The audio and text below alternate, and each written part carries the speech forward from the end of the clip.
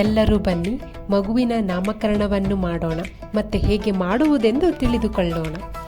ಪ್ರತಿ ಊರಲ್ಲೂ ನಾಮಕರಣದ ಸಂಪ್ರದಾಯವನ್ನು ಬೇರೆ ಬೇರೆ ರೀತಿಯಲ್ಲಿ ಆಚರಿಸುತ್ತಾರೆ. ಈಗ ನಾವು ಉಡುಪಿಯಲ್ಲಿ ಆಚರಿಸುವ ಸುಂದರವಾದ ವಿಧಾನವನ್ನು ನೋಡೋಣ.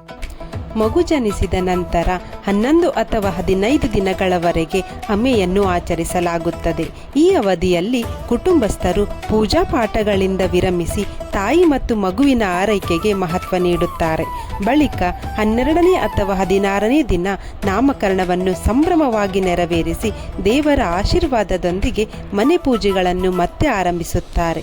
ಹಲವರು ಇದನ್ನು ಕಟ್ಟುನಿಟ್ಟಾಗಿ ಪಾಲಿಸದೆ ಆರೋಗ್ಯ ಮತ್ತು ಅನುಕೂಲಕ್ಕೆ ತಕ್ಕಂತೆ ಆಚರಿಸುತ್ತಾರೆ.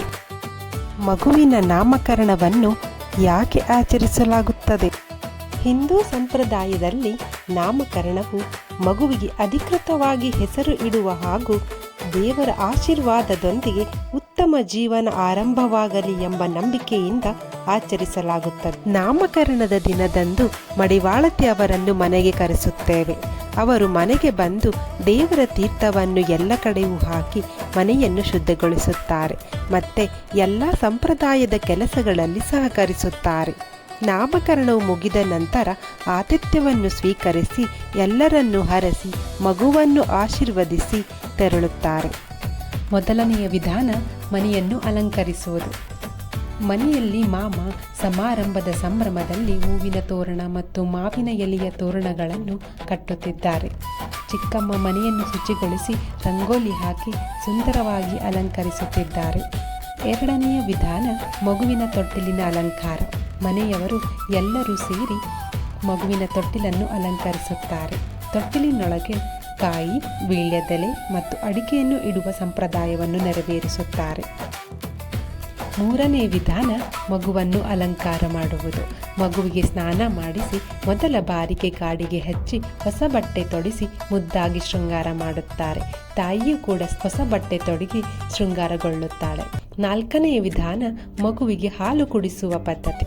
ಅಮ್ಮ ಅಥವಾ ಚಿಕ್ಕಮ್ಮ ಬಜೆ ತೇದಿ ಅದನ್ನು ತಾಯಿಯ ಹಾಲಿನೊಂದಿಗೆ ಮಿಶ್ರಣ ಮಾಡಿ ಮಗುವಿಗೆ ಕುಡಿಸುತ್ತಾರೆ. ನಂತರ ಮಗುವಿಗೆ ಸ್ವಲ್ಪ ಸಿಹಿ ತಿನ್ನಿಸಿ ಶುಭಾರಂಭ ಮಾಡುತ್ತಾರೆ.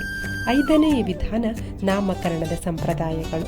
ಅಮ್ಮ ಮಗುವನ್ನು ತೊಟ್ಟಿಲಿನಿಂದ ಎತ್ತಿಕೊಂಡು ಚಿಕ್ಕಮ್ಮನಿಗೆ ಕೊಡುತ್ತಾರೆ ಮತ್ತು ಚಿಕ್ಕಮ್ಮ ತೊಟ್ಟಿಲಿನ ಕೆಳಗಿನಿಂದ ಮಗುವನ್ನು ಹಸ್ತಾಂತರ ಮಾಡುವ ವಿಧಿವಿಧಾನವನ್ನು 3 ಬಾರಿ ಆಚರಿಸುತ್ತಾರೆ. ಅದಾದ ನಂತರ ಮಗುವಿನ ಹೆಸರನ್ನು 3 ಬಾರಿ ಮೃದುವಾಗಿ ಕಿವಿಯಲ್ಲಿ ಹೇಳಿ ನಾಮಕರಣವನ್ನು ನೆರವೇರಿಸುತ್ತಾರೆ.